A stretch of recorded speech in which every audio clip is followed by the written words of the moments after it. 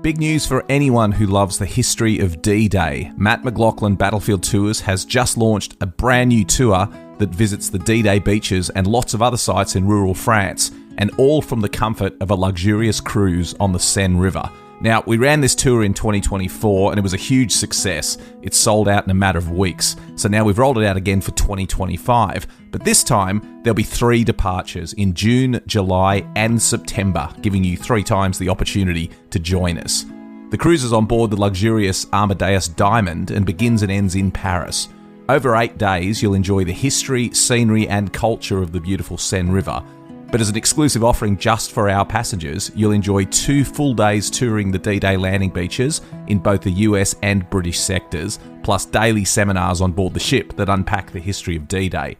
And like all our tours, you'll be hosted by one of our expert historians who'll bring the story of D-Day to life.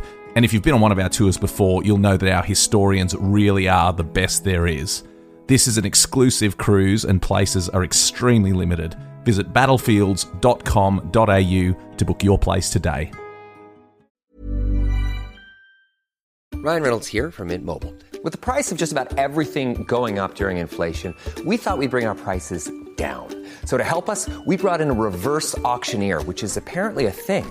Mint Mobile Unlimited Premium Wireless. How to get 30, 30, bit to get 30, bit to get 20, 20, 20, bit to get 20, 20, bit to get 15, 15, 15, 15, just $15 a month? Sold! Give it a try at mintmobile.com/switch. $45 upfront payment equivalent to $15 per month. New customers on first 3-month plan only. Taxes and fees extra. Speed slower above 40 gigabytes. See detail. When it comes to weight loss, no 2 people are the same. That's why Noom builds personalized plans based on your unique psychology and biology. Take Brittany. After years of unsustainable diets, Noom helped her lose 20 pounds and keep it off. I was definitely in a yo-yo cycle for years of just losing weight, gaining weight, and it was exhausting. And Stephanie. She's a former D1 athlete who knew she couldn't out-train her diet, and she lost 38 pounds. My relationship to food before Noom was never consistent. And Evan, he can't stand salads, but he still lost 50 pounds with Noom. I never really was a salad guy. That's just not who I am. Even through the pickiness, Noom taught me that building better habits builds a healthier lifestyle. I'm not doing this to get to a number. I'm doing this to feel better. Get your personalized plan today at Noom.com. Real Noom users compensated to provide their story. In 4 weeks, the typical Noom user can expect to lose 1 to 2 pounds per week. Individual results may vary.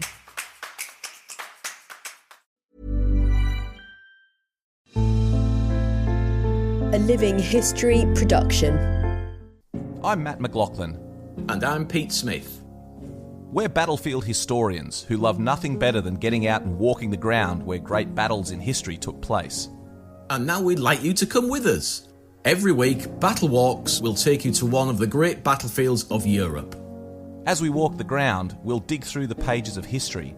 We'll uncover the secrets of the battlefields, and most importantly, we'll tell the stories of the people who fought and died there. Welcome to BattleWalks. Hello and thank you for joining us on another episode of BattleWalks as we walk across the great battlefields of Europe. Thank you, like always, for listening in, and thank you for sending your feedback in. Whether you choose to do that via Twitter or Facebook to contact us and make suggestions, or just to tell us you're enjoying the series, as many people have done, we really appreciate that. But also, if you want to get in touch, if you want to communicate with us, please leave a review for the podcast, particularly on Apple Podcasts. It means a lot to us if people review and leave, hopefully, a 5-star rating on there. Apple then tend to promote the podcast a little bit more. We can get more listeners and bring you more great content. But just thanks for being part of the BattleWalks team. We've seen thousands of new listeners over the last month or so. And it's really exciting. The podcast's really taking off. We're doing it because we love doing it, but it's also great that so many people are joining us on this journey, particularly in these times when we can't get out and walk the battlefields for real. It's great to be doing it in a virtual sense. And doing that with me today, like always, is my dear friend. It's Pete Smith. Pete, welcome back. Hi, Matt. Nice to be here again. Mate, we're doing a good one today. I think both of us are really looking forward to this because for those who don't know, Pete and I have worked together for many years leading battlefield tours with my company, Matt McLachlan Battlefield Tours. Pete lives in France and is one of the leading battlefield guides over there. And for probably coming up to a decade, I'd say, you've been leading tours for us around the battlefields. And obviously those have an Australian theme, as most of our passengers are Australian. So we love the Australian battlefields. And this is a very special Australian battlefield, isn't it, Pete? It is indeed, yeah. And it's one of my favourites because it's a very visual battlefield. From multiple locations, you can effectively see, and we're talking specifically about the Australian attacks here at Bullecourt, you can see exactly where it all happened. And one of those rare battlefields that, well, like our Dernancourt discussion we did many weeks ago, we talked about walking the battlefield of Dernancourt. Bullecourt is another one that is effectively unchanged. When you stand at the start line and look out across no man's land, minus the shell craters and the barbed wire and the machine guns, but you are looking out across the same stretch of land that the diggers looked out on when they were here in 1917. And you look to the left and see the village. It's, the layout of this battlefield is unchanged, and that gives you a fantastic perspective on just what these men had to go through. I love walking this battlefield, Pete. Even just the little ripples in the land as you walk across no man's land and you see a slight rise and that drops away, you really get that feeling again that, in some places you're protected by the rolling layout of the land, in other places you're completely exposed. It is a really amazing battlefield for walking the footsteps of the original soldiers of the First World War. Yeah, it could be quite chilling. And the other, I suppose, the great aspect is that even during the periods when there are crops in the fields, and those crops obviously stop you walking all over, there are tracks and little roadways that mean that you can follow in the route of the attack without damaging crops. Of course, in the periods like we have now, where there's very little in the fields, it's a little muddy, but you can walk across the fields now for those that have no crops in, and you get an even better feeling of what it was like. But it's still a great battlefield, even when the crops are in, because you can follow these little tracks. And those tracks, of course, were instrumental in the fighting. They were there during the battle. They were pivotal landmarks on an otherwise fairly featureless battlefield. And they were important routes for the troops to use. They were important landmarks. They were important dividers for different units, so that the tracks that you're going to be walking along on this walk were instrumental in the battle itself. Yep, absolutely. So we're going to start this battlefield tour, and this is going to be a tour of the battlefield. So it's not per se following in any battalion's attack. We're just going to be looking at what there is to see. I think which is the way that the majority of people that come to the battlefield, they will read about it and then they'll want to walk, as we do, around it. So we're going to start at perhaps the most very obvious feature, the Bullecourt digger. That's one thing. Let's get this out the way. How do we say this name? Bullecourt is how most Australians who have not heard it's been spoken, because that's what it looks like, Bullecourt, but it's actually Bullecourt is the way that we pronounce it. So Pete, let's talk about the battles of Bullecourt and their huge significance to Australians. I mean, this was an important British action that was going on as well. And the French were participating too, but specifically the battles of Bullecourt became very important to the Australians. As you said, we're not going to do a full comprehensive history. This is two very large, complicated battles. We're not going to go into the minute detail of these battles, but we'll do one of your excellent potted histories, Pete, where you explain where we are, why it's important, and what went on here in the fields around us. Okay, well, it's a continuation of our previous podcast, really, in many ways. We've covered some aspects of the Battle of the Somme in 1916, and that finished in the November of 1916. We then covered, a few podcasts ago, we covered Bapaume and the fighting, or the taking of Bapaume in 1917 as the Germans withdraw back to the Hindenburg Line. And that's where we are. We are actually on the Hindenburg Line. So again, we have followed the Australian soldiers during the Battle of the Somme. We haven't done a full podcast about Poitiers yet, but it's one that will come eventually. So you imagine the Battle of Poitiers for Australians. They then go into the front line around my village where I live, Flers, and hold that line in the winter. Several small actions there. Well, small logistically, very heavy casualties. And then in the spring of 1917, we get the Germans falling back, and the Australian troops here around where I live are going to follow them, and they're going to follow them as they are falling back. They're going to push them, so there's an element of push as well as them falling back. And they're falling back on the Hindenburg Line. And we're going to then join, and that's what this podcast is going to be about, is first of all the Australians moving into the line and then attempting to move them from the Hindenburg Line. There is a belief, we'll go into some of the aspects of why this is taking place, but there is a belief that if we don't leave the Germans long enough to settle in their new positions of the Hindenburg Line. And one of the things that we have to remember is we always, if you've read anything about the Great War, the Hindenburg Line is seen as this enormous structure that's been built to as a fallback position for the Germans and one that they're going to use. Well, it wasn't all finished. There are areas that were not completely finished. So it wasn't if you read some of the German reports, they will be saying the German soldiers who fell back into the Hindenburg Line were not very happy. They thought that they were falling back into a well-prepared, finished position, but it's not completely finished. But here around Bullecourt, then there are going to be big problems for the Australians attacking these positions that have been pre-prepared but not completely completed. We should mention as well that the village itself was an integral part of the defences that the Germans had constructed there. Their concept was they would build this line. I mean, they did it at every phase of the war. They did it in 1916. They did it in 1918. Their concept was that they would incorporate villages into the defensive structure of the line. The village itself would become part of the fortifications. And that was certainly the case at Bullecourt. And if you look at a map, you will see that the Hindenburg Line stretches a little bit behind Bullecourt and then curves around and actually incorporates the whole village into the defensive system. And we should also mention at this stage, Pete, this was not just a solely Australian attack. There were British units fighting here as well, particularly in the village, which was some of the toughest fighting on the battlefield. Yep, indeed. The British 62nd Division is the division that will assault on the 11th of April, and that's the date that we're going to start off discussing because it's an important date. In lots of ways, it's the first time that the Australians are going to operate with tanks, and that's probably one of the most interesting aspects, this first time that the tanks are used with Australian troops, so we're going to be covering that.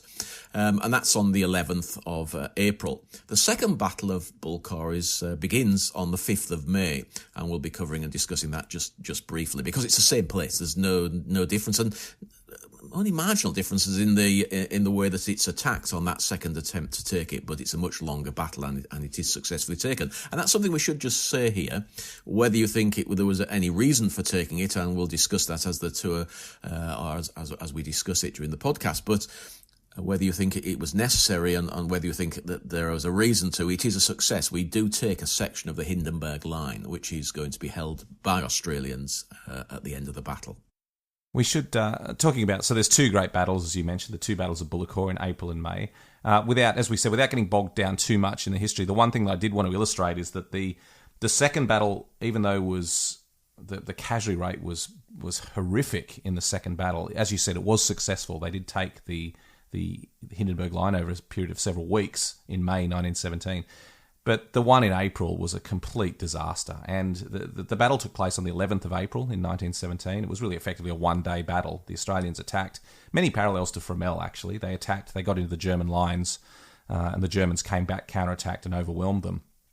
But the one thing we should mention as well is the battle actually was supposed to take place on the 10th of April. It was so poorly organised that the Australian troops lay out in fresh snow on the 10th of April, ready to attack. They were waiting for tanks to arrive to support them. The tanks were so late in arriving that it was already daylight. This was supposed to be a night attack. It was already daylight and the tanks still hadn't turned up. And so the commanding officers simply said to all the men, okay, we're postponing, so head back to your support areas. And the quotes I've read said that the men streamed back from the front line in broad daylight, like a crowd leaving a football match, which is quite extraordinary. And then the next day, so they got back, so they marched all day to get back to their billets and to get set up. They got a little bit of sleep, and then again, in the middle of the night, they received word from their commanding officers, okay, we're heading back to where we started to do it again tonight. And I just wanted to share, actually, I think it's important that we spell out the disaster the first battle was, and I wanted to share a quote here from Wilfred Galway of the 47th Battalion, who was heading up to the battlefields, to the same position for the second time in 2 days. And here's how he described just his exhaustion as he returned to the front line. I carried my rifle in my left hand, just holding it by the sling and trailing the butt through the mud. It was too much energy to carry it any other way. Knees were giving way, and I was plodding on like in a dream. Of what use would I be to fight tonight? My body was in a wretched state of weakness.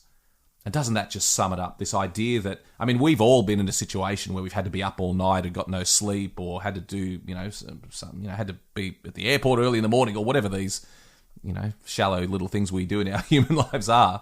We've all been in that situation where we've been tired, missing sleep, just wanting to get to bed.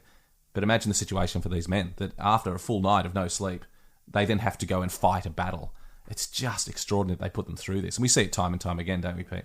Well, we do indeed. I think here extraordinary as well, because a lot of these guys were fairly recent, new to the front line. We always imagine that, yes, we've had the Battle of Poitiers, that winter of 16-17, but there's been an awful, during that period of the winter, there's been an influx of new guys. And for a lot of the men that are going to take part in this battle, this in fact is their first battle and their first experience of the front line. And so you can imagine this being mucked about, and that's how they would perceive it, was just exhausting, both mentally, because you somehow imagine, I suppose, that that the officers, the people that are in charge, are going to know exactly what's going on and hopefully put you in the right place for the right time. And to discover that there is an element of confusion, and that would be an understatement, I think was a big shock to a lot of men who, up to that point, believed that those that were leading them knew exactly what was going on. Well, it may be apocryphal, but I've heard it said several times that the first Battle of Bullecourt was used in Staff College for many years after the First World War to demonstrate how not to fight a battle, particularly on the logistics front, the organisation, the planning.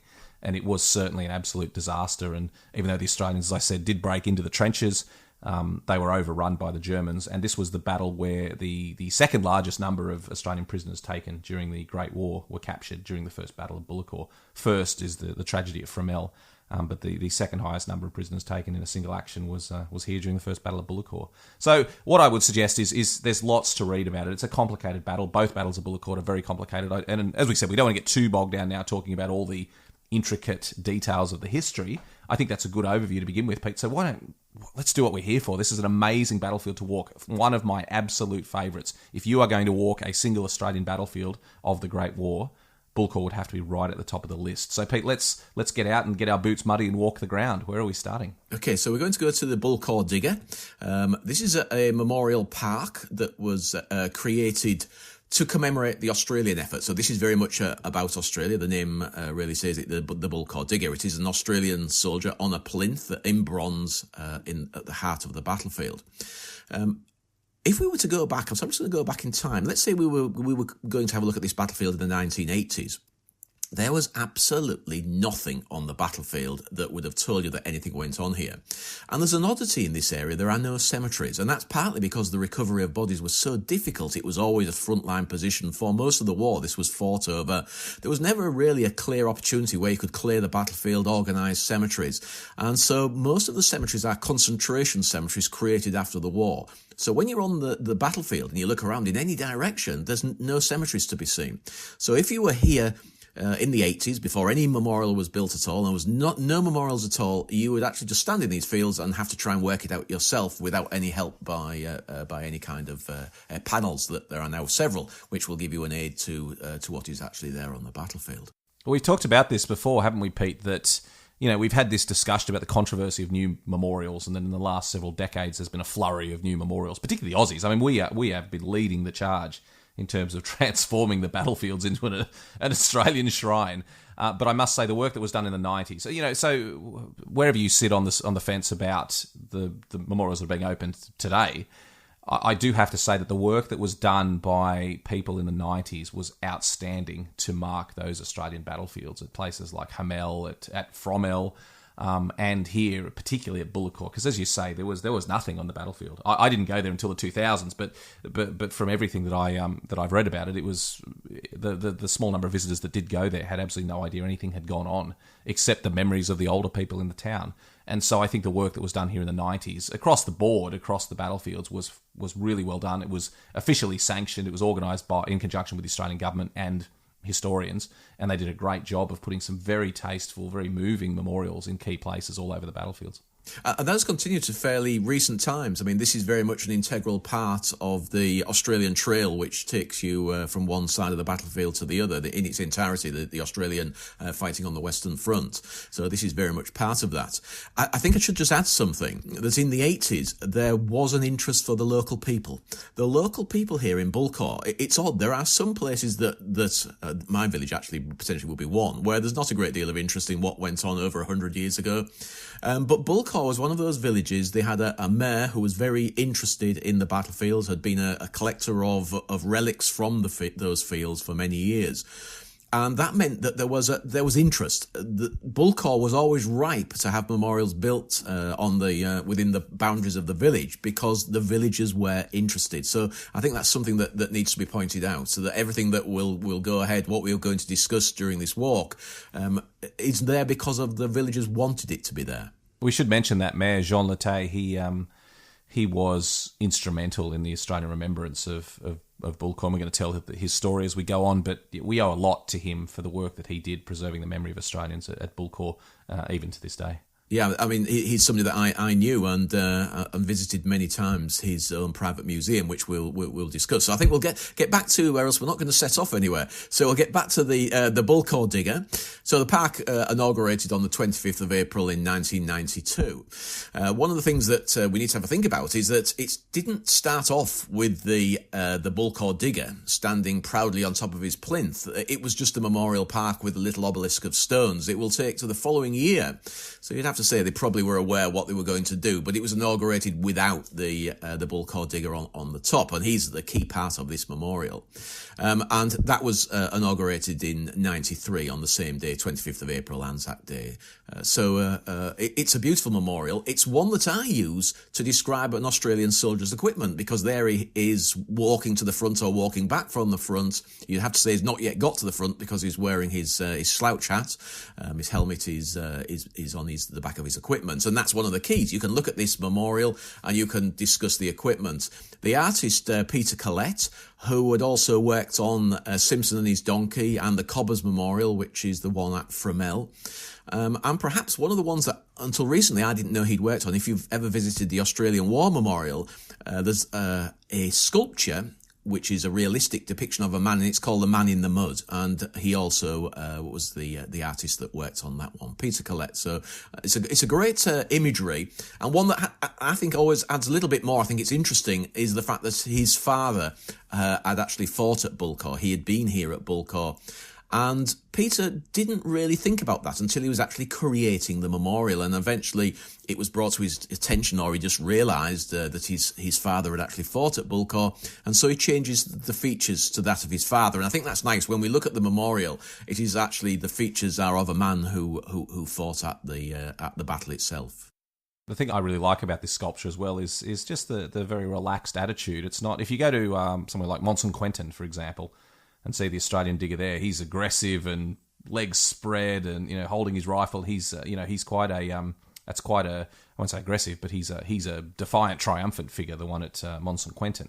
But Digger Corlett here at Bullecourt is as you say, he's walking up to the front line. Probably he's in a fairly relaxed attitude, and I think it sums up how a lot of the Australian visitors would like to view the Anzacs who fought here. That just laconic, laid back. It's a nice sculpture. It really does paint the picture very well. And of course, the digger is facing in the direction the Australian soldiers advance across those fields at Bullecourt. Yeah, it's a great memorial to go and have a look at early in the morning as the sun rises or as the sun sets, because it really sets him off beautifully. And you're absolutely right, Matt. I use the two statues because normally when we're doing a tour we will go to both, and to show the difference of one that is a very kind of almost. I always think that the digger at the memorial at Mont-Saint-Quentin, that the soldier there. Looks like he's just stepped out of a wardrobe. His uniform is pressed and looks very smart and assured, and he's there and thoughtful perhaps. But it's a uniform that's spotless. This one, the uniform looks tattered and weathered, and it looks as the soldier is wearing it. And I think that's to me a much better memorial, and in the sense that it gives you a much better idea of what the soldiers actually were wearing as they went into combat or came out of combat. Interestingly, the artist didn't know what flash, as some of you will be aware, there is a flash on the shoulder of every Australian soldier showing his division and his brigade and his battalion. You can work it out by the colours, and he wanted to cover all of those that had fought during the battle, so he carries more than one flash you can see on his shoulder. I think it's a clever little touch by the artist to cover all of the men so he represents all of the men that fought here. Well, let's talk about the park as well, where the sculpture stands, because it's right in the middle of the German lines that were captured by the Australians in both battles. You are in the heart of some of the toughest fighting of both the battles of Bullecourt when you stand in this memorial park. And it's easy to forget that because it's a beautiful little grass, little beautiful commemorative park with trees all around it. It's a very nice spot to stand and see this beautiful sculpture. You are in the thick of some of the most horrific fighting of the entire battles. It's been improved recently as well. Prior to this, it had a kind of a cosy feel because it had hedges that went right the way around it and lots of trees. The trees are still there, but they cut back all of the plantings around the outside, which means that you can now see. Whereas before you were enclosed by these hedges, which, yes, it was actually gave you some shelter if it was a windy day or a rainy day, and you could kind of gather around the memorial itself and discuss it. Now we can still do that, but we can also point out some of the features, because from this location, which would have been a German location, we are in the heart of the German positions, you can look towards the Australian front line. And the Australian front line, we're going to talk about it here, is always very visual because it's an old railway embankment and it's got trees growing on the top of it. So almost wherever you are on this battlefield, whichever way you're walking around it, you are always aware of exactly where the Australian front line positions were because they're behind this embankment, and you can see the embankment from the Memorial Park. So it's a great sight when the trees have been cut back. It's helped. We should also mention that there were actually two German lines here that made up the Hindenburg Line, and they were called OG1 and OG2, which was actually a holdover from the Battle of the Somme. That the two lines at Pozieres were also called OG1 and OG2. OG meaning Old German, so they were marked on maps as old trenches, old German trenches at Pozieres. And so when they came to Bullecourt a year later for the battles around the Hindenburg Line and saw two trenches again, they named them OG1 and OG2 yet again. So imagine not just one German frontline trench, but two very heavily defended, especially with barbed wire and machine guns, two very heavily defended frontline positions that the Australians had to take. And the Memorial Park, where it stands now, is right in between OG1 and OG2, just outside the village. It's a really significant spot for the battles. It is indeed, and I think that was deliberately picked because of so it fitted nicely in the battle kind of scenario, but it also because of the view that you get. Also, what I should say, there's good parking, so you can park your car here quite safely for if you're heading off and doing one of these walks. We were talking about this before the podcast, Pete, about just what you can discover on the battlefields of Bullecourt. And the thing that struck me the most as well is I found many things walking this battlefield. Probably one of the battlefields where I found most artifacts that are left over from the fighting. But human remains seem to come up quite often here as well. There was just such horrendous fighting in this area that just about every time I go to the Memorial Park, it's funny, people's reaction to human remains. If I ever come across them, usually I just bury them in the field. If we're talking fragmentary remains, but I don't know, some people feel the need to do more with them, and often when I've come to the Memorial Park here, there's been fragments of human remains actually left on the base of the sculpture, which can be a bit confronting for people, and it's a little bit controversial. Have you found human remains in this area, Pete? Yeah, I have actually. It's, as you say, the big problem here for those that died on the battlefield is that their bodies were very difficult to recover. And in fact, in most cases, no effort was made to recover the bodies. Some were buried by their comrades if they possibly could. But of course, they're going to be shallow burials as well, and a lot of them were disturbed. Now, having said that, after the end of the war, an awful lot were recovered. There was a minute's probably not a good term, but this area was walked and cleared quite carefully. And so if there was a human remain near the surface, or if there was an indication there was a body below, then those bodies would have been recovered. But not all of them here. And also, of course, horrifically, a lot of the guys their bodies were broken up on the surface by shell fire. And so they were always fragmentary remains. I think one of the more rather disturbing aspects a few years ago, and it's probably about 3 or 4 years ago now, I was walking with a colleague of mine, and we do as we often do. I'm a battlefield guy, but we also, this is our love, our life, and our hobby. And so I was out exploring the battlefield, and just behind, literally where we are, the Memorial Park, I found a leg, bones only, obviously, but it was still in its articulated way. Boot at the end of it, and very obviously an Australian soldier from the bits of equipment that were scattered around in the area as well. And it does suddenly bring it home to you. Now, at that time, there was nothing you could do. The Commonwealth war graves would not come out to fragmentary remains to recover fragmentary remains, so the only thing you can do is heal them in, and that's what we did. We healed the bones in, covered them over, and left feeling a little queasy, a little kind of uncomfortable, but that's all you could do. But things have changed, and the Commonwealth war graves now will accept fragmentary remains, so there's an element of me that feels slightly guilty that I didn't gather him up and take him home, but what would I have done with him? You just can't keep him in your barn. But now the Commonwealth War Graves will. So if you have time to contact them, then they will come out. So, but for the average visitor, then that's not going to be possible. But certainly because I live here, then I could gather them up and they could be collected by the Commonwealth War Graves, who then have created graves for fragmentary remains. So there are multiple people in those graves, just bits that have been, of course, these are only bones that have been found. So, but it's very moving when you do find something, and it does suddenly, because like all of us, you walk a battlefield and you don't really get to grips with it properly, no matter how much reading and looking at photographs you do. But it is suddenly when you're confronted with something like that, then it really brings it home. We should point out as well here for people listening that there was almost no chance that that discovery was a complete soldier. This was not remains that could be identified or DNA testing. You find all the time on the battlefields. It's horrific. I mean, it's ghastly what we're talking about, but all the time on the battlefields you will find an arm bone or a leg bone or a fragment of a soldier. It's awful, and it really does hit home very, very hard that this is a human story we're telling, and these men, parts of these men, as ghastly as that is to say, still lie out there on the battlefields. But moving on from that, it's a fair warning to people. If you walk the battlefields, you will find human remains. It's just part of the story, and it's good now that Commonwealth War Graves are collecting them up. Where in the past they were only concerned with whole bodies that they could potentially identify, but now they're collecting fragmentary remains as well. It's very good to see. Also in the park, we should talk about the Bastion plaque, because these are little things that Australian visitors will see on all the key battlefields. They're plaques built. It's a rather unusual story, isn't it, the Bastion plaques? I like them. They're a bit, they're odd, I will say, but I like them. I think they're a good thing, and from an era when people were not doing as much to remember as they are now. So I don't mind the Bastion plaques. Tell us a little bit about them, Pete, and give us your opinion.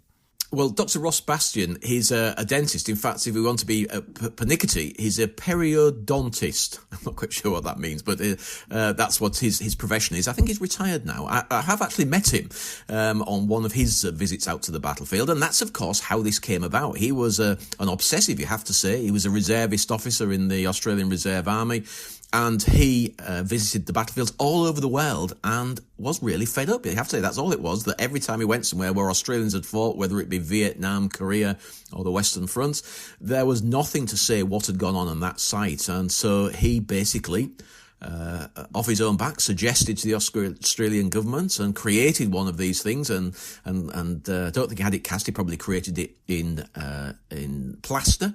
Showed it to the Australian government and said, I think that we ought to be putting something like this on the battlefields, and that's exactly what happened. So this one was his 66th. I actually know how many that he created, but this one was his 66th plaque, and it was placed here in 1993. Things have moved on slightly, so I always, when people go and read them, and they always do, these are normally on a nice concrete plinth, so it brings it up into a height that you can read very well, and it's a very depictive, because it's got the battlefield in relief cast into the bronze, and then there's an inscription telling you a little bit about the battle itself. Things have moved on. 1993, we know an awful lot more about what happened, and so what you do find on many of these plaques now, that the information is not current. It's not exactly what we would say about the battlefield nowadays, but it was a great opening. As we know, we now have a lot more information, mainly from the Department of Veteran Affairs, and that's the other thing that's here on this site are two big panels explaining exactly what went on here, and again, that was something that happened only in the last 10 years. These things started appearing. So the Department of Veteran Affairs have created these really good explanatory panels. So we've got that on this site as well. I like to think of the Bastion plaques as little memorials rather than... They were put as information panels, but I say to people when we're there, just think of them as little memorials to the Australians and to this man himself, who did a lot to make sure that they were remembered. So yeah, they're quirky, but they're an absolute feature of Australian battlefields, as you say, all over the world now. So, leaving the park, Pete, where are we heading? Well, Rue d'Australia, we're going to be walking up, and so there's a connection straight away to Australians who fought here, heading towards the village. So we're going to walk into the village. The village of Bullecourt, it's only a small village. It's about the same size, in fact, where I live in Flare, about 250 odd people live here. Populations have actually been reducing at various times in its history. It's had double the population, so over 500 people, but no more than that. So these are all small northern French villages, very rural. It's got a bar, which we'll discuss in a minute, the town hall, the mairie, as they call it. It's a hotel de ville in the towns. It's a mairie in the villages, and the church. So it's just your typical small French village. Funny enough, as I was researching, just quickly looking through notes for this podcast, I noticed that, yes, the village was destroyed. The period that we're talking about in 1917, and again, it was fought over in 1980. In fact, it's in the front line for an awful lot of the war. It disappeared. It was utterly obliterated, but it wouldn't be the first time. The village was destroyed, so I'll just read this out. It just made me chuckle. This is history, really. The village was destroyed in the 9th Italian War in 1542 and between 1542 and 1546, which is when the 9th Italian War, I'd never heard of the 9th Italian War, I had to look it up. And it was France and the Ottoman Empire against the Holy Roman Empire and Henry VIII. It's just mind-boggling. I just really find it mind-boggling. So it just shows you that warfare, this part of France, we've discussed it before, but warfare very rarely leaves this area. So the Italian War, being fought in northern France and in other places, I have to say. But it's also a very strange mix of sides there. The 9th Italian War was so much more interesting than the 8th Italian War, Pete, which really didn't do much at all. Now, I'm being facetious. I've never heard of the 9th Italian War either. Remarkable, isn't it? And especially, I know I've said this many times before in the podcast, but as Australians, we just cannot get our heads around. It's dramatic enough to us that we're walking this ground. There was fighting there 100 years ago. But to think that there's been fighting in these same corners of France. It just, France and Belgium is where Europe goes to work out its problems, isn't it? It's been fought over so much over the centuries. Having not been able to tell you anything more about the 9th Italian War, I'm sure there's somebody out there that knows all about it. If you do, please send us a message informing us about the 9th Italian War. So we're going to walk into the village, and what's very obvious is there is a church on the left-hand side as we walk in, the Church of St. Vlast, and it's quite unusual in many ways. Destroyed, of course, there was nothing left at the end of the First World War, but it is one that has a look of it being old. Unlike my village church here in Flare and many others around here, they're built out of brick and concrete with a slightly Art Deco feel to them, and they're very obvious that they are new churches. This one is fronted with sandstone, and it looks like it could have been here for hundreds of years, and that's quite unusual. It's interesting that the village wanted to do that, because they would have had a decision process that decided what should we rebuild as far as our church is concerned, and they went for an older looking one. I don't think it looks like the original, but it looks old, so it's made out of sandstone. Now, it's normally locked, and it's very attractive. It's just recently been renovated. In fact, they took an awful lot of the stone away, and you realise that it is actually beneath a stone. It is concrete and brick, but it's been fronted with this stone. It looks very attractive now. It's been renovated, and I would always say pop across the road to the mairie if it's open, and see if you can track down the key to go and have a look inside, because there are a couple of memorials to the Australians and others that fought in the village, and there's a very old wreath that I think is quite interesting, one of the earlier wreaths from an earlier time. So yeah, go and have a look inside. If it's open, or if you can find the key, go and have a look. Exactly opposite the church, we have the town hall, the mairie. And I would say exactly the same there. Go and have a look inside the mairie and make yourself known. The people here, as I say, are very welcoming. And the town hall is very attractive on the front. It's very Art Deco with a hint of Art Nouveau, and I think a very beautiful town hall. We'll go and have a look inside there. And there's also a painting of Major Black, and it's the death of Major Black. And he's a character on the battlefields that's... If anybody knows anything about the fighting here, and remember the tens of thousands of men that fought here, but Percy Black is somebody that always features in everybody's discussion of the battlefield. Black is an interesting character. He's probably the archetypal Anzac in so many ways. Fought at Gallipoli, wounded in the Battle of the Somme, fought on at Bullecourt, and was last seen calling his men on. As one of the descriptions I read said that as machine gun bullets bounced off the barbed wire like fireflies, the sparks from the bullets hitting the barbed wire, and Percy Black was in the thick of it and then killed during the battle. So again, just these iconic characters. We need, as Australians, I mean every nation does, but as Australians we need these characters to tell our story, and Percy Black is certainly the one that is most commonly associated with Bullecourt. I think because he has all those attributes that we like to think a soldier should have. He was described of splendid physique, quiet and unassuming manner, and a born leader. And also for those that like their men to have worked their way through the ranks, he started off as a private at Gallipoli. So I think Charles Bean, who's the official historian for the Australian forces during the First World War, described him as the greatest fighting soldier in the AIF. So you can see that he was even prior to his death, he was seen as somebody to follow, somebody to aspire to, and I think the loss here in what also would be perceived by many, and I think quite rightly, as a pointless attack on the 11th of April. I think that also is part of his story, that he died in the midst of all of this hell, which actually didn't do anything, didn't achieve anything whatsoever. I've read some fairly hideous accounts of his death. Generally speaking, we just say that he was last seen leading his men and in the middle of the barbed wire, but I've read some really horrific accounts, and I think we don't tend to think about those because we like to think of him as leading his men as long as he could, and he is a character that I like to talk about, and generally speaking, when we're talking about his battalion, the 16th Battalion, then he will come up in the conversations. We should also mention that he was awarded the Distinguished Conduct Medal at Gallipoli I think he was maybe a sergeant by that time at Gallipoli, or lance corporal, but he was awarded the DCM, which is the second highest award that an enlisted man can receive after the Victoria Cross. So the story, I'm going to write a book one day about the DCM men, because these are men who just fell slightly, I won't say fell short, that seems disrespectful, but just their actions were not quite enough for them to get a Victoria Cross, but still bloody brave. And some of the stories of DCM men, you wonder how they didn't receive a dozen Victoria Crosses. Just incredible stories of bravery. I agree, and of course he also received the DSO, so exactly the same level of award, but for an officer.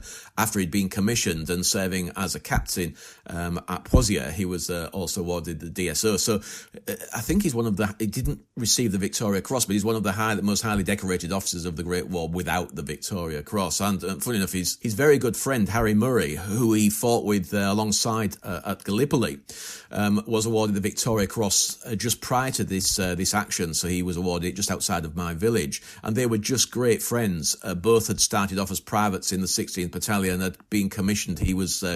Murray was commissioned into another battalion, but he lost his friend during this fighting, and he spent a lot of time out in no man's land trying to find his body. And of course, what we should have said earlier, his body was never found, and he's actually commemorated on the memorial to the missing at Villers-Bretonneux. Harry Murray, of course, finished the war as the most decorated Australian soldier with the Victoria Cross and a whole bunch of other. There probably wasn't one he didn't receive. He was a fearless man and an amazing soldier. So Harry Murray survived the war and ended as Australia's most decorated soldier of the First World War. So definitely go into the Murray and look at the magnificent painting to Percy Black, a character that is not well known outside the Bullecourt battles, but really should be. But leaving the Murray, Pete, we are now going to visit a curious memorial, one that always Australians stop and pause and note. It's a curious memorial. Tell us about the Slouch Hat Memorial in the middle of the village. Well, it's one of those ridiculous memorials that you just hear a lot of rubbish spoken about it, because it has on the top of it, the name says it all. There is a slouch hat on top, and it's a bronze slouch hat. And a number of people that I've heard say, "Oh, yeah, Pete, that's encasing an original slouch hat from the period." And of course, it's not. It's very difficult to encase something that would catch fire with something that's molten metal. It doesn't. But it is a. I have to make a confession at this point, Pete, that in the first edition of my book, Walking with the Anzacs, I repeated the story that it was an original piece of kit, and then soon after I thought that's just it had been told to me. I think the people in the village say that as well. And so you hear these things and you go, wow, what an amazing story I put in my book, and then minutes after the book appeared, I thought that is just ludicrous. How would you dip a felt hat in molten metal? and it's massively oversized as well. It would be the largest slouch hat you've ever seen, because the slouch hat of the memorial is huge. So we need these little apocryphal tales to keep the story interesting, don't we? But no, it's not a real slouch hat covered in bronze. But no, it is still a magnificent memorial. It is, and I think the bit that I like about it, because Australians, I have to say, are not always the best at coming forward and commemorating British units as well. So this is an Australian memorial, the Slouch Hat Memorial, but it actually lists everybody that fought there, and very depictively, because it shows the divisional badges. So it has the 58th, 62nd and 7th British divisions that fought here during the 1st and 2nd battles of Bullecourt, and then it also shows the 1st, 2nd, 4th and 5th, because effectively every Australian division that was on the Western Front at that time, the 3rd was not. The 3rd was still being raised in Britain and trained and ready to come out here. In fact, it was almost ready, but it is not yet capable of fighting. So 1st, 2nd, 4th and 5th Australian divisions all fought here at Bullecourt. So it's a great memorial. It's one that's worthwhile stopping at, and it's also a good place to park. So if you are actually driving the battlefield, this is a secondary parking location opposite the Murray. There's a parking area there.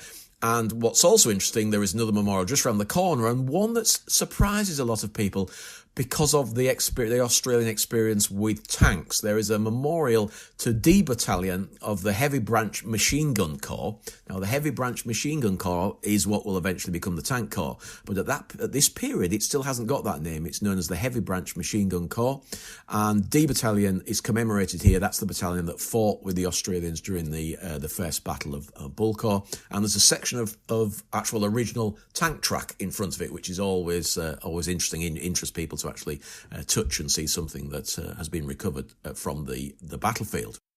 I just wanted to jump in there, mate, and say I like that you call this a memorial, because it is now. There's a sign talking about the tanks and stuff. For a very long time, all there was, I described in my book as a section of tank track rather unceremoniously dumped next to the Slouch Hat Memorial. For a long time, all it was just a piece of tank track just sort of lying there in the grass next to the Slouch Hat Memorial.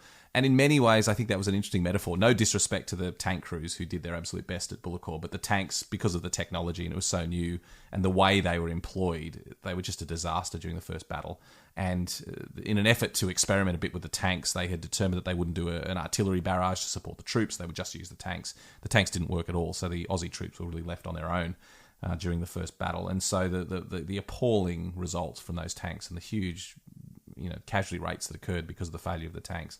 It was always quite fitting to me that the only mention of the tanks is kind of this bit of tank track rather unceremoniously just lying there in the grass. But quite fairly now they have turned into a bit more of a memorial. So you can go and see that memorial and pay your respects to the tank crews, many of whom were killed in the first Battle of Bullecourt. Also, just as a side note, probably a year or so ago now on my other podcast channel, Living History, I did an interview with Richard Osgood, an archaeologist who had, in recent years, they've completed an archaeological excavation of one of the tanks that still remained on the Bullecourt battlefield. So this tank was knocked out during the battle, and it was then occupied and used as a headquarters. The Germans then took it over in 1918, and after the war, to get rid of it, they simply rolled it into a shell hole and buried it.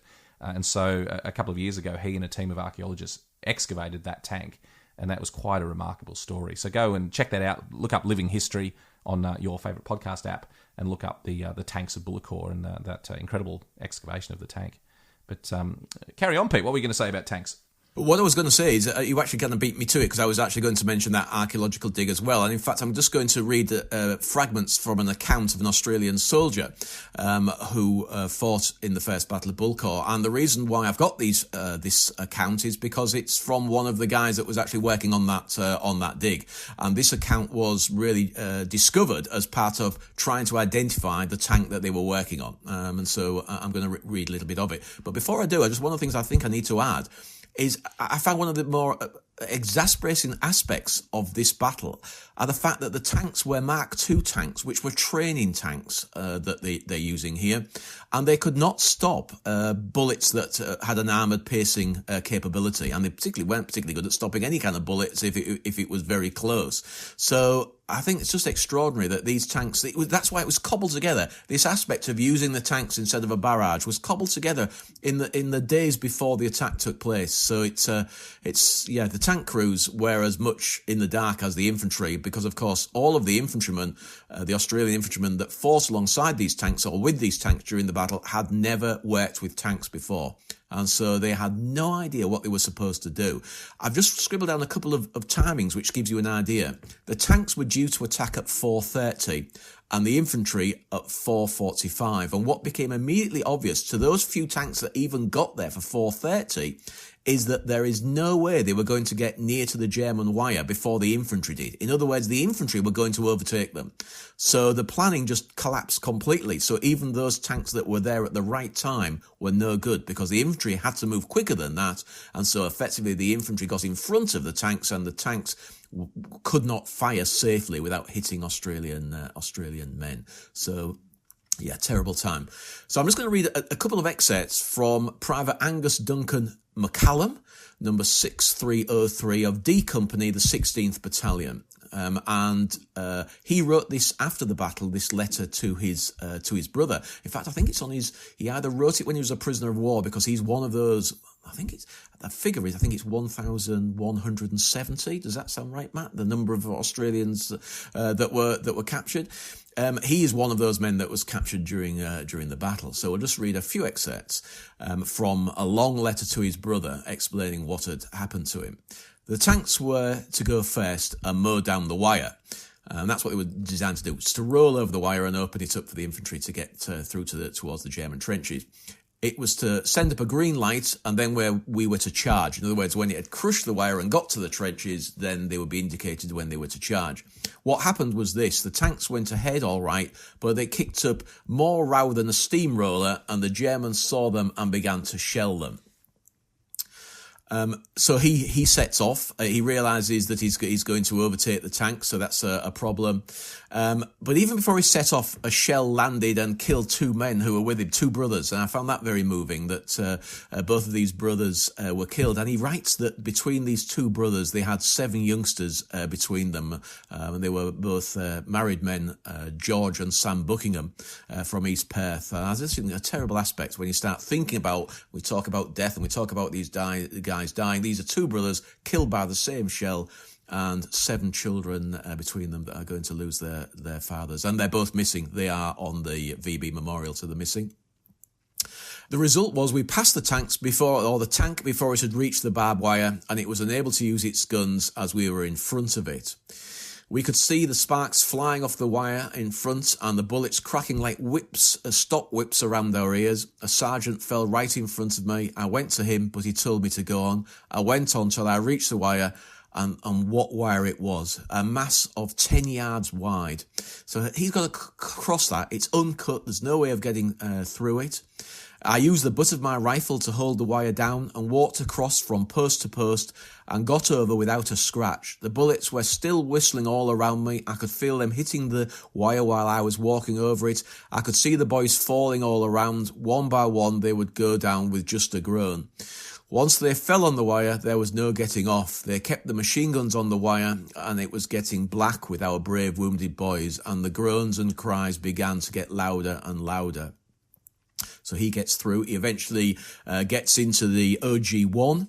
We'd been in the trench about an hour, and it was broad daylight when along came one of our tanks and stopped right over the top of the trench. So this is one of the tanks that's broken through, and this is why that letter became important to those archaeologists trying to find which tank it was they were excavating.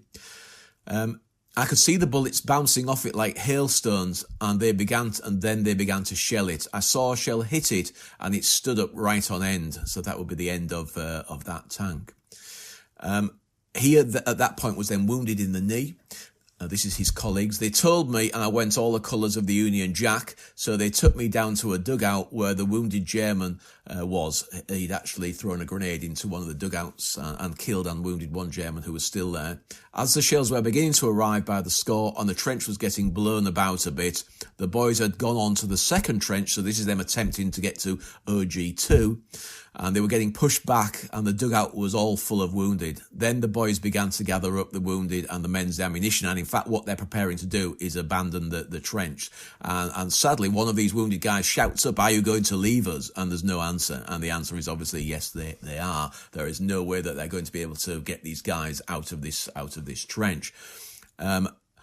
This is the saving grace, and this is what saves his life. The boys of the 14th Battalion who were with us dragged the wounded German up to the mouth of the dugout and made him yell to his mates when they saw him. They told them we were all wounded and were good comrades, and that saved our bacon. So that's how he survives and becomes a prisoner of war, because the German that was with them as their prisoner actually shouts up to the Germans as they retake the trench, and so a grenade is not thrown in it to finish them all off.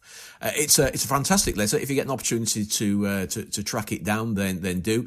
It's from the Army Museum of Western Australia, and in fact I must thank Mike Bennett who actually pointed out to me, and Peter Perbs, who's the volunteer at the museum of the Army Museum of Western Australia.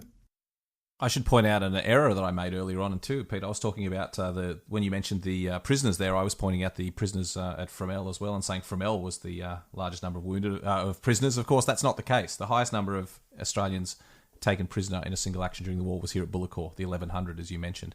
The numbers at Fromelles were something like only about 400. So Fromelles and Bullecourt are the two actions where the most Australians were captured, but Bullecourt, number one, the more Australians captured at Bullecourt than anywhere else during the war. In fact, 1/3 of all the prisoners taken, more than 1/3 of all the prisoners taken during the entire war, were captured during the First Battle of Bullecourt in April 1917.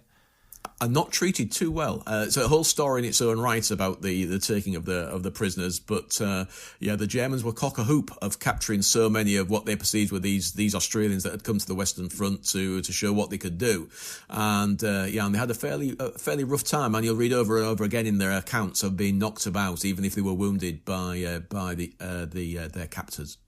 So where are we heading next as we continue our walk, Pete? We're going to the bar. So just a little bit further along the road. I like the sound of that. On the right-hand side, the La Cambra, the bar. So and obviously Australian bent to it as well. It's a absolutely archetypical French bar, and thankfully it's still there because an awful lot have gone in recent years. The woman that runs it smokes like a chimney, and so it's always smoky in there. Even though there is a smoking ban in France, it doesn't appear to have reached rural France, and so I always have to warn my clients that you better get used to it just for a little while again. Remember what it used to be like. And you can get a great cup of coffee there. They don't do food, but you can get a good cup of coffee and a beer if you want it. I have been known on a couple of private battlefield visits that we go there for around about lunchtime, and sometimes that's where the tour finishes because we don't manage to leave. So it's a great little watering hole, well worth going to. It certainly is. I've been there for many a cleansing ale myself after a long walk around the battlefields. Yeah, it's good. So we're going to leave there, and just should point out one of the great things about it, it's very often open, because you're a bit hit and miss with bars in rural France. You never quite know whether they're going to be open or not, but this one tends to be open, which is good news. So we're now going to go to the fully revamped and relaunched museum in the village, and it's one that I very rarely, when I'm touring, have time to get to.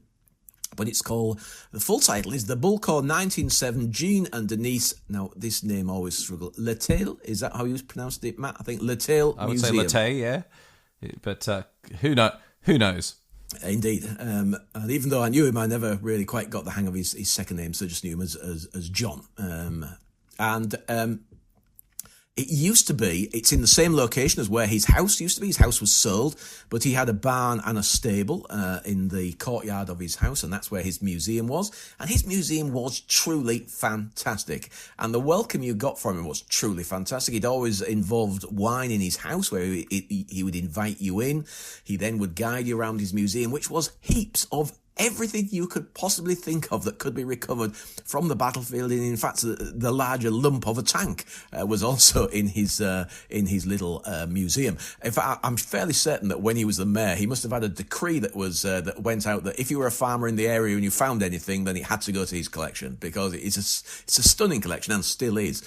One of the great things I used to love just looking at was some work had been done, and this shows you how the village was interested. Some work had been done on listing every single Australian that had been killed during the battle, or the two battles. And he kept an archive of that. And if you were an Australian relative visiting the battlefield and your relative had been killed during the battle, he would tick off this list. So you could go through this list and you could see how many Australian relatives had visited on behalf of men who'd been lost there. I just used to love and enjoy just turning the pages and seeing those tick marks and the dates and who and he added this and who it was that had visited. So he was a very, very interesting man and sadly missed. But thankfully, just before his demise, there was basically everybody became concerned. What was going to happen to his... He was unwell. He actually had a terminal disease. What was going to happen to his collection?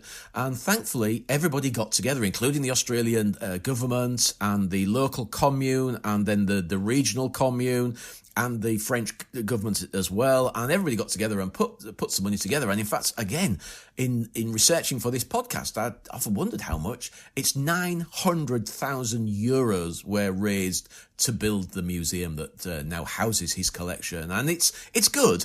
But if you remember these great piles of things that he used to have, then I just loved just that aspect of it, that it was a very ad hoc. But now it's all labelled up. And in fact, the DVA, Department of Veteran Affairs, was very much involved in the planning of this museum and the layout and how it should look. It's interesting, isn't it, Pete? I was fortunate to arrive on the battlefields.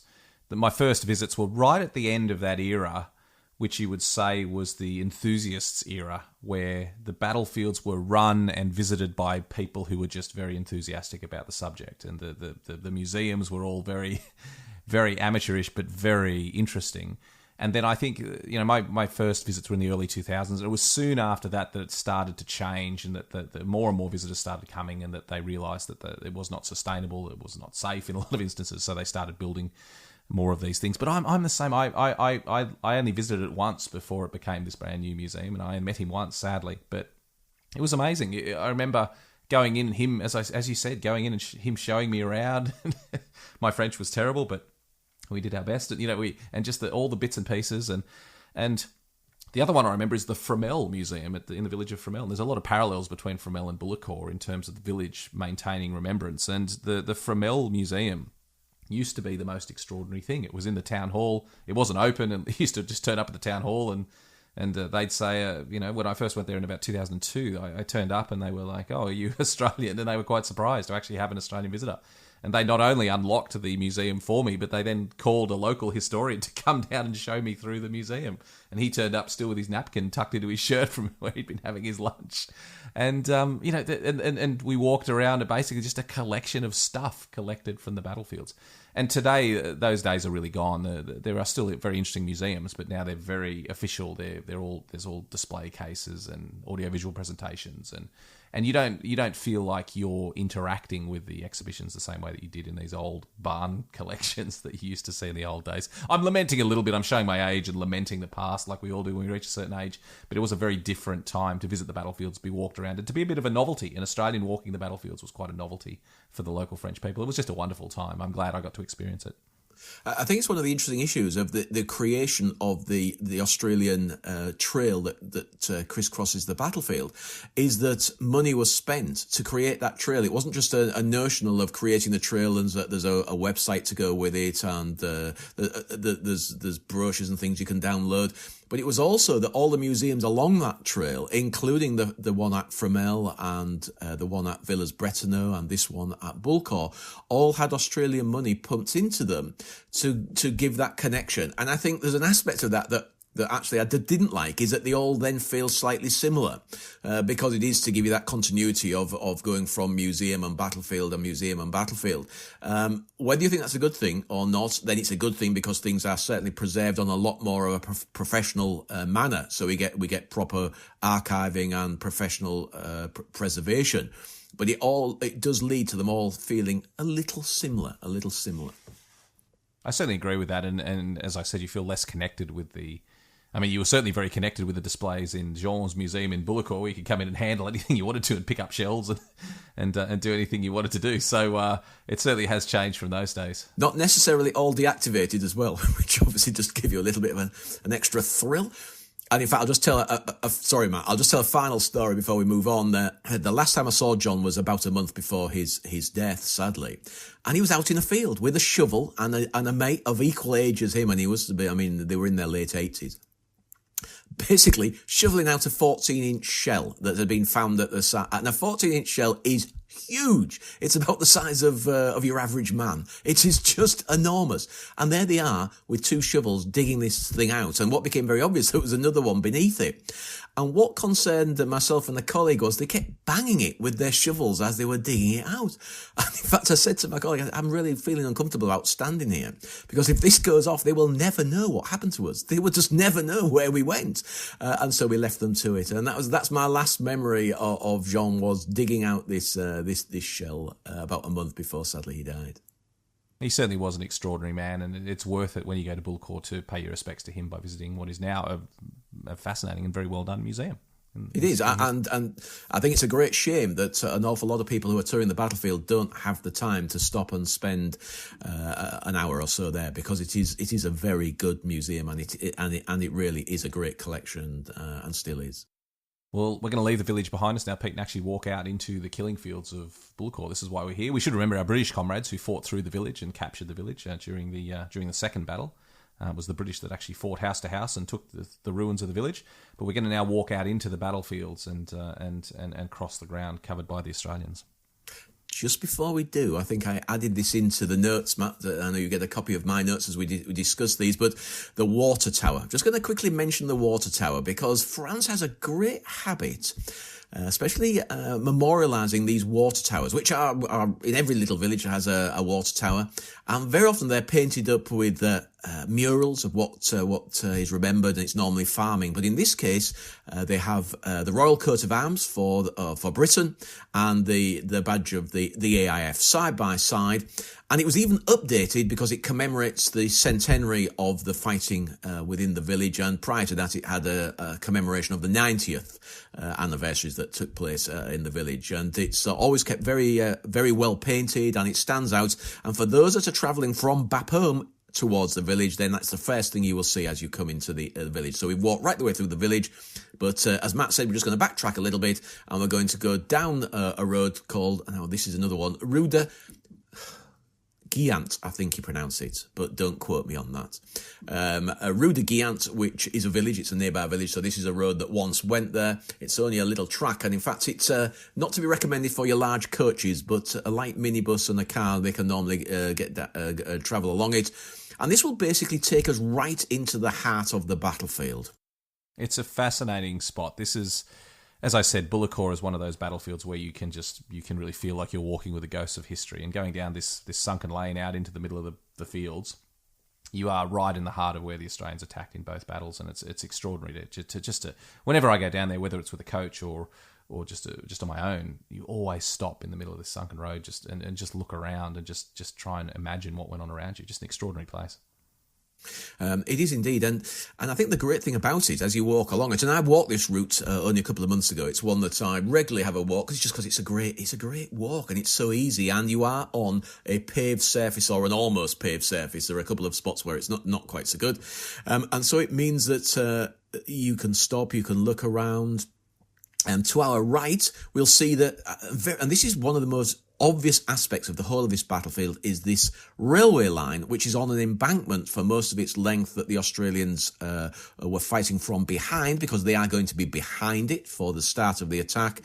And so you can see this embankment. It's on our right-hand side, and it's got trees on the top of it. So it stands out wherever you are. You can be a couple of, 5, 6, 7 kilometres away, and you can still see the trees on top of the embankment, so you always know where the Australian front line is. So now we are walking down in the middle of the battlefield, and in fact, this sunken road, it's slightly sunken in several bits that we're walking along. Some of the Australian units during this attack actually moved out from behind the railway line into this sunken road. So there are some parts of this, it actually really is front line for the Australian attack on the 11th. But the most important feature for the whole of the battlefield and you can then orientate yourself from it, is this railway line on our right-hand side. Now, it's not a full-size railway line of the modern railway, something that we would expect to see a full-size train. It's from a light railway network that crisscrossed the whole of France, known as the chemin de fer, the Iron Road.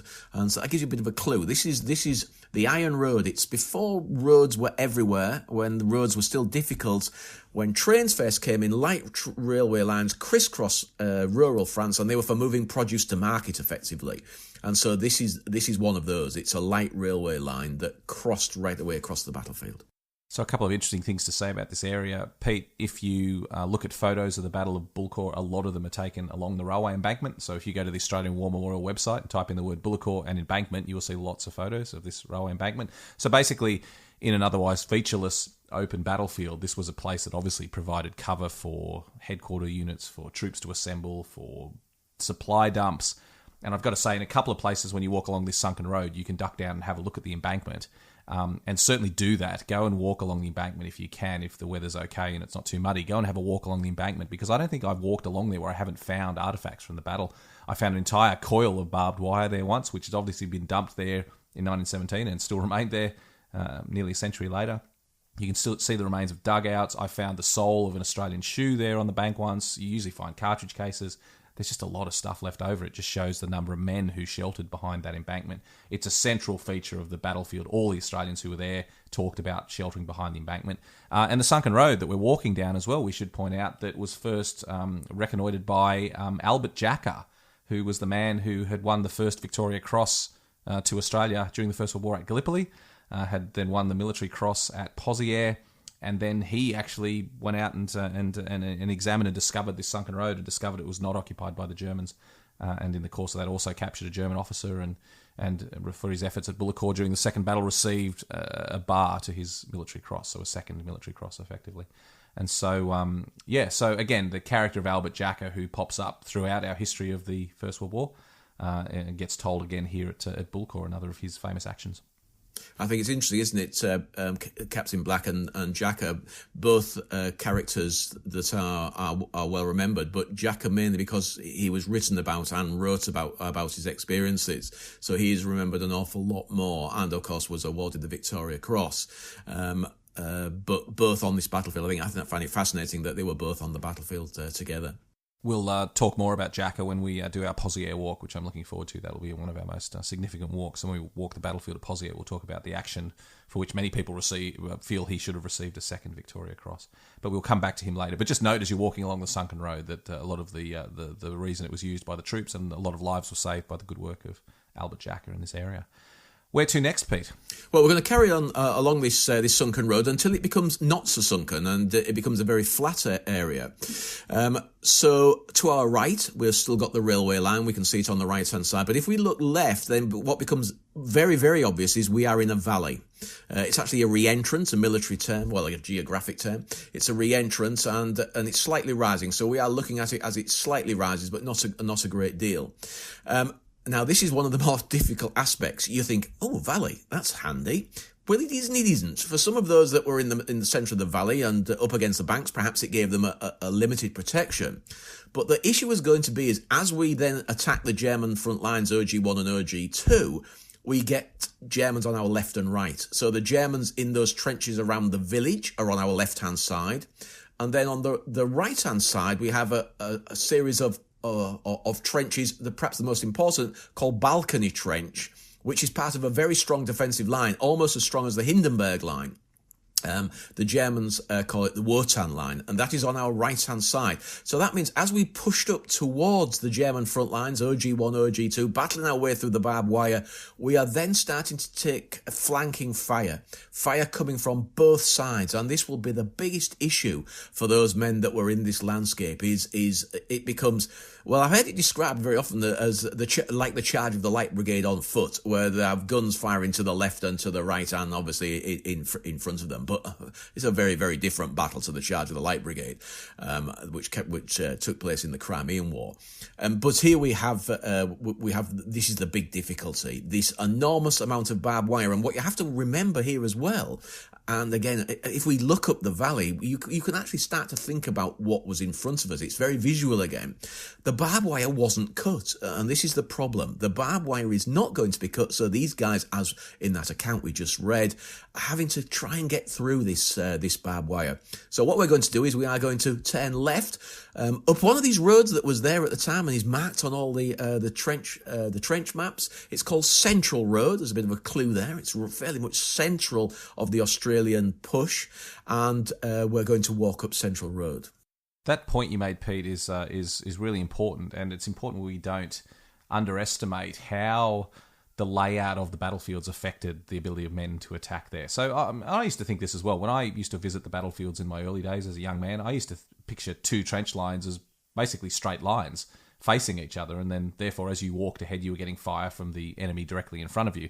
But it didn't take long to realise that the Western Front was absolutely not like that. It curved back on itself, it bent around, sometimes it faced east if you're in the Allied position, sometimes it faced north, sometimes it bent in every possible direction, and it was such a long and curving line that at any one specific point on it, if you tried to move into no man's land, fire could come at you virtually from any direction. Really only behind you was the one area where you knew you weren't going to get fire from, but it could come from any direction. And we should always remember that the soldiers learnt very early on that firing along no man's land rather than across it was a much more effective way of stopping an enemy troop. So if you picture nothing else, picture soldiers trying to get across no man's land, and as Pete said, getting fire coming in from the sides.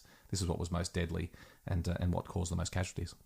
It's known in military terms as enfilade fire that comes from your sides, and it is the most deadly because it's cutting across a line of men. It can take out a whole line of men rather than firing from the direct front, which will only take out the men that it's kind of firing at directly. Enfilade fire is much more dangerous and very often on fixed positions. In other words, you walk into the bullets. The bullets don't chase you down. You actually, in trying to advance, walk into that fire. If we raise our eyes, we're going to now start walking along this road, Central Road. And if you raise your eyes, two things of interest. You'll see what the final objective would have been for the Australians if they'd got through OG1 and OG2, and that is Riancourt, the next village. It was never taken, and so we can see that objective in front of us. It's about 1.3 kilometres from where we are now at the start of the attack, and 160 metres in front of us, we get OG1. So that's how far we're going to walk before we start crossing those lines. Now, there's nothing there. There is nothing to indicate that the trenches are there. They've all gone. The concrete shelters that were there, they've been removed from here. Now, some parts of the Hindenburg Line, we still get them. We can still see concrete blockhouses and shelters and positions. But here, there's nothing here. There's no concrete here on this section of the battlefield. It was mainly, I don't think there actually was a lot of concrete. I think it was a lot of sandbag positions here, and lots of barbed wire. What's handy for us, there are a couple of trees on the right-hand side. One's actually an apple tree, and that apple tree is about 100 metres behind the front line. So when you get to that apple tree, you've crossed over both OG1 and OG2. Interestingly, I'm trying to grow an apple tree from pips from that tree. I just thought it was, I don't know why I do these things, but I just felt it was an interesting thing to try and grow a tree in my garden from one of the pips, one of the apples that I picked up this year. So that's where we're heading. We're going to walk across OG1 and OG2, and always stop and have a look when you if you've got the right maps and you can work it out, and you can look left and right and see the real difficulty of the Germans firing from your flanks and where the frontline trenches of the Hindenburg Line went. It's chilling, I have to say, quite chilling to be standing there. You've always got on your left as well, Pete, the Memorial Park, of course, which, if you're getting lost and confused about where you're heading, is marks it's in between the two German trenches, so it marks where the Australians eventually ended up. But obviously only the Australians directly in front of it ended up on that spot, but it still marks the line, and the Memorial Park stands out. It's really a sobering walk up Central Road when you just picture that literally on both sides of you, thousands and thousands of men were being mown down by machine gun fire and artillery in the early, in the night time, then in the dawn light. I mean, Pete, you're one of the best battlefield historians I know. How do you bring this experience to life for visitors as they walk this ground? How do you, in some way, give them a sense of what went on the ground around them? Well, I think to a certain extent you do what we're doing now. You try and describe what was there. But what I quite often do is get people just to stop and to just listen and to imagine what it was like, and sometimes almost close your eyes and just imagine what it was like. I think, you need to do that. You need to stop talking sometimes. I have a terrible habit of over talking. It's something that you do. There's all this information, you want to get it out to your clients, but I think sometimes you've just got to stop. You've got to tell a story, and you've got to stand there. And actually, when you do that, it becomes very emotional for a lot of people if you give them time to have a little think. I see people sometimes touching the ground. I see people picking up lumps of soil. I see people, obviously there are relics, there are shrapnel balls, those lead balls that kill so many people. They're all over the place. You can pick down and hold one in your hand and just rub it, and it takes you there. And I think that's the key. And I very often get people getting quite upset at these points, but it's something you need to do. You know when you need to know when to stop talking, and to, which is difficult for myself, and to give people time to think about what went on in these locations. You're so right, mate. And the thing we should remember as well is how many of those men are still there just beneath our feet when we walk across these battlefields. Bullecourt is a place that keeps giving up bodies just time and time again. There was one famously in the 90s. He was found and identified right in the middle of the field where we're walking now. Even recently, when I talked about the embankment, it was only a couple of years ago, I think they found 2 Australian bodies in the railway embankment. So Bullecourt is a place that keeps giving up its lost soldiers and will for many years to come. So always remember that on all of these battlefields. Just remember that you are walking with, you are walking above so many of the men that are still there. We're very close to where the last soldier, I think it was 2016, but don't quote me on that. But I've got a feeling the last soldier was 2016, and he was found very close to the apple tree that I just pointed out, and that we are just about to pass. So so absolutely right. The guys, thankfully, they're still found and occasionally identified. But the last one that I'm aware of was not identified. He's buried in Guillant Road Cemetery, which is the nearest open Commonwealth War Graves cemetery that still takes soldiers. It's a concentration cemetery, and he was buried there. As we keep going up Central Road, Pete, as you say, we've crossed the line of the German trenches, so now we are in the thick of that fighting as the Germans are pouring into the lines, their famous counterattacks. But we come to a crossroads, which is a little bit of an unusual spot. It's not as obvious as it is on trench maps, because in trench maps you had 5 or 6 roads that all converged here together, and today farmers have changed them, and the paved highway now runs a little bit of a different direction. But it's still a prominent spot on the battlefield, isn't it, that very few Australians reach during the fighting? Yeah, it's known as the 6 crossroads, or the 6 crossroads. Now there aren't 6 roads joining at this point, but presumably at one time there would have been. It's back onto the road which we're going to turn left here, which will take us back to the Bullecourt digger. So we're doing this, it's almost a square. We're doing a complete square. But it's a spot that when I'm coming from the other direction, so if I'm coming from the Arras direction, I often stop the coach here, because you're at the start of this valley that you get a good view up to the Australian front line, and it's a really good place to get a feel of that distance that the Australians were trying to take. And in fact, they do take. They will eventually get here in the second Battle of Bullecourt. They will actually take here. I actually may have said the 5th. It's the 3rd, the day that the second battle starts. I think I said the 5th of May. It's the 3rd of May. So it's another good place just to stand and think, because this is where they were trying to get to. We're very close to the village, the object of Riencourt, which is what they were hoping to get to, the Australians. And it's a really good place just to have a think. And another place that is just the number of relics and things in the fields around this area. And the reason is because this will be fought over, because the attack is eventually a success. That means it's then going to be shelled constantly by the Germans, and eventually the Germans will force the soldiers from this area out of these trenches and force them all the way back onto the Somme again. So it's an area that's constantly been fought over, so the number of relics and the things in the fields is just extraordinary. I have to say at this point, be very careful around here. Awful lot of gas used in this area, and in fact, a couple of years ago, exactly on this point, there was a complete gas shell, one of those fired from a Livens projector, which fires basically it's a cylinder of gas into the German trenches, and there was a complete one still full at the side of the road here. I haven't got one of those in my collection. Sound advice, Pete. It's it is as you say, it's a very heavily fought over battlefield. I found the soul of an Australian boot. I found a coin, threepence, or an old coin from 1911 I found right near the German lines, which obviously fell out of the pocket of an Australian soldier. So just remarkable. But when I stand at Six Crossroads, I think of a small group under Captain Gordon Maxfield, who fought here during the second battle. So they fought here on the evening of the 3rd of May, 1917. And this was an incredibly exposed position. The Australians did a very good job getting this far forward because it's a long way behind the lines towards Riencourt. They got to this position. He wrote several messages back to his commanding officer saying, we're holding a forward line at Six Crossroads. And then the reports just are that they saw a large German force assembling for a counterattack. That force swept forward, and Maxfield and his men were never seen again. They just simply disappeared into the night, and so they were not captured. They were obviously killed right at this spot at Six Crossroads, and presumably the Germans buried them nearby. And I assume that their remains would have been found after the war, and they would now lie as unknown soldiers in one of those large cemeteries. Or there's a small chance they're still here somewhere. But I always think of Maxfield and his men, and just the terrifying end that would have been as the Germans surrounded them and then overwhelmed them.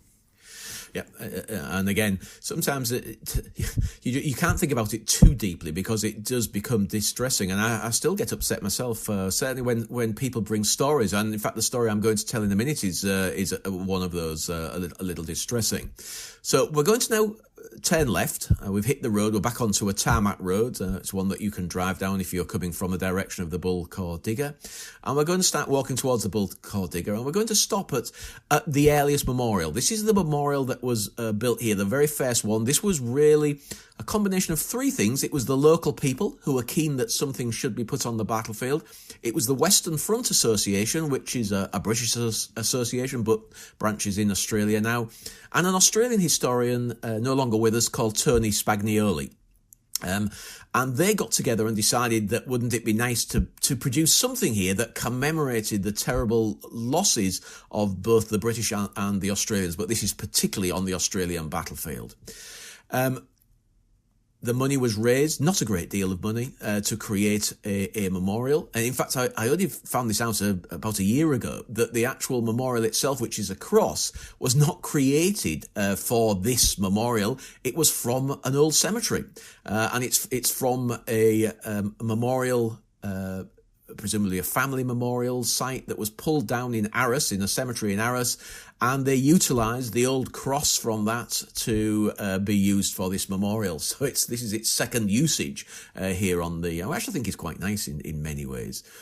So it was brought here in 1982, and quietly, no real pomp and circumstance at this period there wasn't. The Australian ambassador came out from Paris and unveiled it in 1982.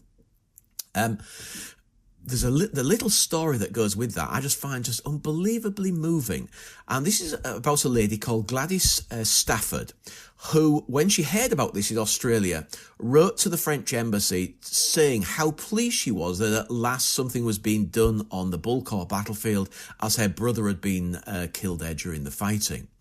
That letter was received in 1981. She then donated a little bit of money. It wouldn't have been a great deal, I don't think. She was a very elderly lady, to the memorial itself, and explained about her brother and how pleased she was. She even went on to say that her house in Australia was actually called Bullecourt to commemorate the loss of her brother. We're going to leap forward a little bit now. And as we will, those of you who've done any kind of research will be aware that almost everything is online now. We know all about when soldiers were lost, where they're now buried, where they're commemorated. But of course, if you go back to pre-computers, and of course the 1980s is pre-computers, then she had been told, or her family had been told, she was only a very young girl when he was lost, that he was missing. And he was missing. But what she was unaware of was that his body had been recovered in 1948. And so his name was still on the memorial at Villers-Bretonneux, but in fact he had a grave. Now, it's terrible that it's in the 1990s, before that was actually brought to the family's attention. The family had no idea. Poor old Gladys was now dead. She never was aware that her brother had a grave. But in 1948, 5 Australian soldiers, the route we've just walked from the 6 crossroads to the memorial itself, he was found at the side of the road along with 5 others, so including him, 5 Australian soldiers all found. 2 of them were identified, and if you look in the records, which we can do, the Commonwealth War Graves records, we can now see online that he was identified because he still had his identity disc with him, and so that's how he was identified. So he has a grave. He's buried very close to where I live, up at very High Wood. So he's buried here on the Somme. That was again the open cemetery at that time in the 1948. And so I haven't been to see him yet. I'm going to pop up there and go and see him and commemorate him and Gladys, his sister, who sadly was never aware that he had been found in the 1940s and actually has a grave. I should say the reason why she didn't find out was there was no policy at that time that the Commonwealth War Graves, when they recovered a soldier in the 1940s and 50s, there was no policy of trying to spend a lot of time tracking down the family. There would perhaps be a cursory look at his service file, perhaps a quick letter to the last known address of his relative. Of course, his mother was long since dead. And so the family were never told that his body had been found. And I just found that extraordinary. Now we go to such lengths to track down family members of people that are discovered on the battlefields, but at this period that was not done. What a sad story, Pete. I wasn't aware of that until you told me about that before this podcast, and just what a sad story. The Cross Memorial has always been fascinating to me because it was, as you say, put up in the early 80s. It was a time when First World War veterans were really coming to the battlefield for the last time. This was the 1980s was the era when the veterans made their last trips. You know, they'd all be in their 90s by now. This was really the time when they made their last visit to the battlefield if they were going to come, and even veterans from Australia. And the Cross Memorial at Bullecourt, because it was the only memorial there on the battlefield, it almost became a little bit of a shrine. And I think the way that it had been put together, the fact that it had been funded by the local village, and it was seen very much as a community memorial. And the thing that I loved about it is it started to become embellished. The base of it became embellished with private memorials, private little plaques and things. Veterans would come or family members would come, and it started to be covered in private little plaques. And sadly, a lot of them have disappeared since I was first visiting. There's not as many there as there used to be. I came and I remember one of the first times I saw it was one of the plaques that struck me the most said this on it: "In memory of all my mates killed in action, lest we forget RM Gunn of the 4th AIF." And I then looked him up for my book, and he served in the 4th Division. He was in the 13th Field Ambulance. And he was at Gallipoli, he fought at Messines, and then obviously he fought at Bullecourt, and he was evacuated sick in 1918 and returned to Australia. So he survived the war, obviously, because then he came back years later and left this plaque. But last few times it's not there anymore. It's gone. It's disappeared. And so I just remember Private Gunn and the fact that he came to this memorial and left his little plaque. It's lovely. Well, what I should have said, and I didn't, is that Gladys organised a plaque for her brother to be placed on the memorial, and it was the first one, and I don't know if that's there either. His name was Private Alfred King of the 57th Battalion, so I'm looking forward to my next trip out to go and see if that plaque is still on the memorial. I don't know whether it is, but you are right, Matt, there is a distinct lack of plaques on that memorial now. There were an awful lot more in the past. It's getting a little tired, I have to say, and it could do with a little bit of money spent on it just to improve it. Having said that, I haven't been for a few months now, and it may have been improved. You often find that these things, money is found, a little bit of local commune that will find the money to improve it. There is a little box there now, so you can actually put in, there's a list of soldiers that died at Bullecourt and that was privately created, and you can also add your own little stories and put it in this little box there. So again, the difficulty is you can only do it on foot. You cannot park a car there. There is nowhere to park a car, so you have to be on foot to actually go and have a good look at it.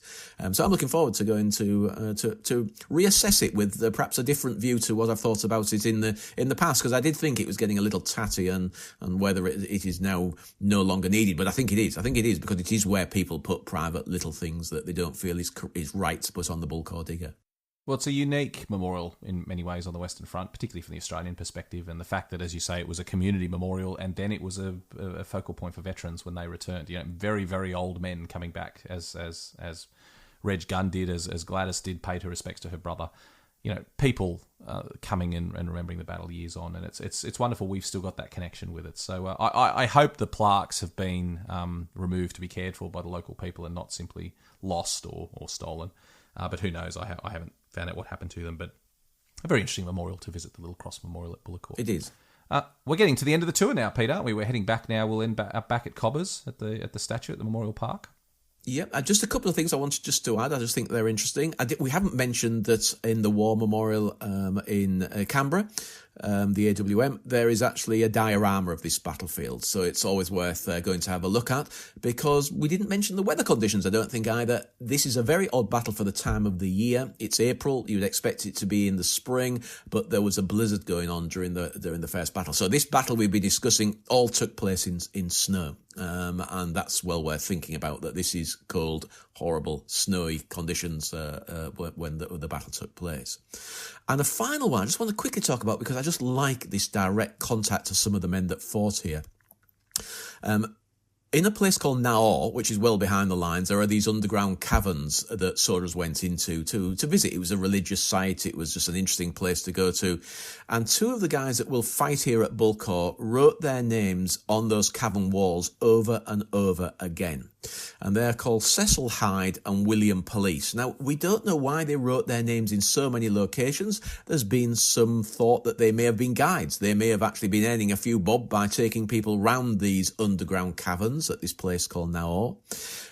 But in the chalk, they scratched their names over and over again. They were obviously buddies because their names are close to each other. Oh, were they? We don't know. Again, we're not sure. They're certainly in the same 16th Battalion. Were they mates, or did they just happen to be both very keen on scratching their names? We don't know. One of them will be killed during the fighting. He died, and the other one will be captured. So Cecil was killed in action, and William was captured. And in fact, he's well known because there is a little archive of him in the War Memorial, the Australian War Memorial, with some photos of him, and we know he played rugby in the prisoner of war camp once he's recovered from his wounds. But I think it's just nice to physically go and see. Before they came to this battle, they had the time to have a bit of relaxation, to go into these underground chambers and scratch their names into the walls. And I just find that just a fascinating little direct link to men that fought and died here at Bullecourt. That is a fascinating story, Pete. And as we're walking back to the Memorial Park along the Sunken Road, another person that should be mentioned, I probably should have mentioned him at the start of the walk, is Lieutenant Rupert Moon, who is a bit of an interesting character. I love the story of Rupert Moon. He attacked here during the second battle. He was in the 58th Battalion. He was 24. And it's interesting. I've read his service record, and he's constantly being berated by senior officers for being basically a pretty crappy officer. They just didn't think he was of the right character. They thought he was too shy. He was only a small man. They didn't think he was up to the job, but he was a lieutenant, and he led his men here. And I don't know what happened, but he turned that all around in one instant moment during the second battle, because basically the area between what is now the Memorial Park and the village was the area where he attacked. So all across that ground, including the sunken road that you're now walking along. And basically he just was a one-man offensive. He was wounded very early in the attack, but didn't let that stop him and carried on. And he yelled out, "Come on, boys, don't turn me down," to his men. So they all rallied behind him. And I'm just reading his accounts here of what he did to earn the Victoria Cross. And he jumped in and captured a bunch of Germans. He jumped into a sunken road and captured some Germans in a dugout. 186 Germans he captured from a series of dugouts in the sunken road you are now walking along. And then he called his men to come into the sunken road, and they got into a bomb fight with the Germans. And then finally, very late in the day, he put his head up over the top of the sunken road you're now walking along to have a look towards the village, and a sniper shot him in the face, which he survived. And then he lay in the sunken road, joking with his men that he said, "I've got 3 holes in me from his wounds, and not one of them's good enough to get me back to England." He was lying there with blood and sweat streaming down his face from where he'd just been shot in the face. So, but he did survive his wounds. He was awarded the Victoria Cross, unsurprisingly, went back to England and never returned to the fighting after that. He was too badly wounded.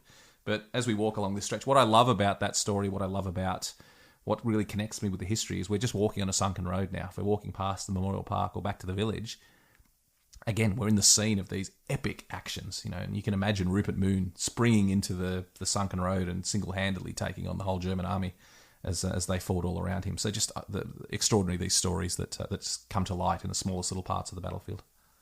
Yeah, and that brings it to life, doesn't it? When you know these stories and you can tell them as you walk around it. And perhaps for another day we'll actually tell the story of both attacks. I think that we need to have another podcast where we discuss it in detail, the story of both of the attacks.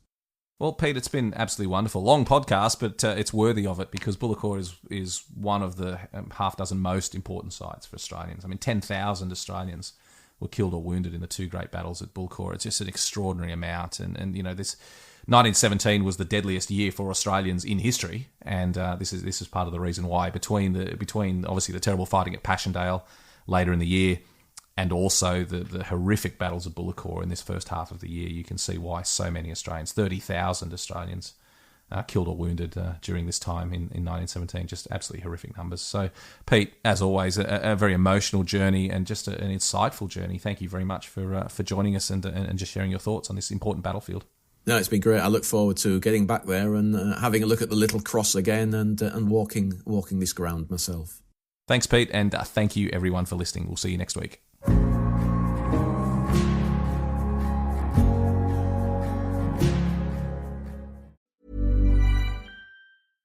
Ready for the next level of cybersecurity? October is Cybersecurity Month, and Gartner is building cybersecurity resilience in a complex world. From AI, new to role, identity and access management, to mid-size enterprise, government, and beyond. Join the Security and Risk Management Summit 2025, the largest cybersecurity conference in North America. Pre-register at Gartner.com/US/security risk. That's Gartner.com/US/security risk.